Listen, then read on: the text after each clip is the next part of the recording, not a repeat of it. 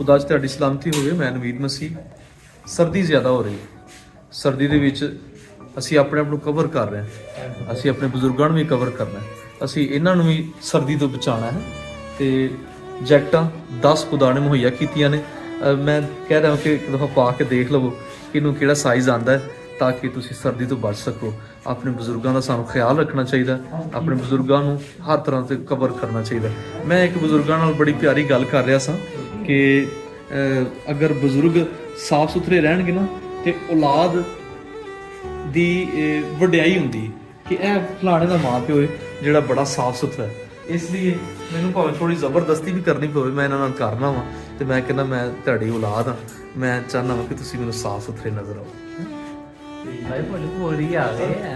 आपको कैसा लग रहा है ये जैकेट? अच्छा लग रहा है। आपको बहुत सूट कर रही है, ये देखें बहुत अच्छे लग रहे हैं। ਇਹ ਦੱਸਣਾ ਫਿਰ ਦੇਖਾਂ ਹਾਂ ਜੀ ਇਹ ਤੁਹਾਨੂੰ ਗਰਮ ਕਰ ਦੇਣਾ। ਇਹ ਦੇਖੋ ਜ਼ਰਾ ਤੁਹਾਡਾ ਇਹ ਸਾਈਜ਼ ਮੈਂ ਨਾ पा के तो दीजिए आप। ਹੈ ਜੀ ਹਾਂ ਮੈਂ ਉਹ ਵੀ ਨਾ ਇਹਨਾਂ ਦਾ ਸਾਈਜ਼ ਕੀ ਵੱਡਾ ਇਹ ਕੰਬਲ ਸਭ ਤੁਹਾਡਾ ਪੂਰਾ ਪੂਰਾ ਹੋ ਜਾਂਦਾ ਨਾ ਇਹ ਤੁਹਾਨੂੰ ਕਵਰ ਕਰੇਗੀ।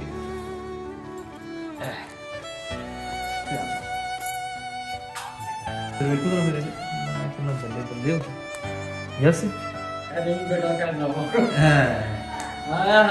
ਉੱਤੇ ਉੱਤੇ ਕਰੋ ਟੋਪੀ ਟੋਪੀ ਟੋਪੀ ਟੋਪੀ ਉੱਤੇ ਕਰੋ ਟੋਪੀ ਉੱਤੇ ਕਰੋ। कैसा लग रहा है तुम जैकेट पा के? कोई सुकून होया है जिसम नु? हाँ जी बिल्कुल सही, बहुत अच्छी लग रही। वो छोटी ये सब मत लगे ये सब मत भूलिए। कामरान भाई आप बताएं आपको कैसा लग रहा है? अच्छा लग रहा है? कैप डालें जरा सर पे। हाँ बहुत अच्छा लग रहा है।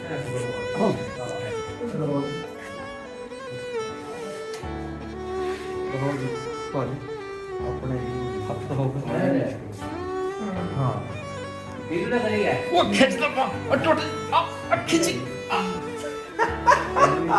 नाम देने क्या अरे उससे रुपया आने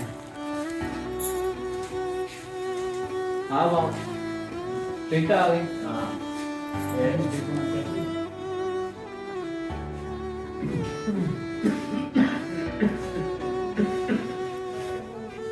ये बार कोई पता नहीं पहन लेगा प्यारी लग रही अरे आप है नहीं ये रहने दो फिर फिस्ट पार्ट है बस ठीक है। हाँ जी चलो सही हाँ पैसा पूसा है और भी चलो सही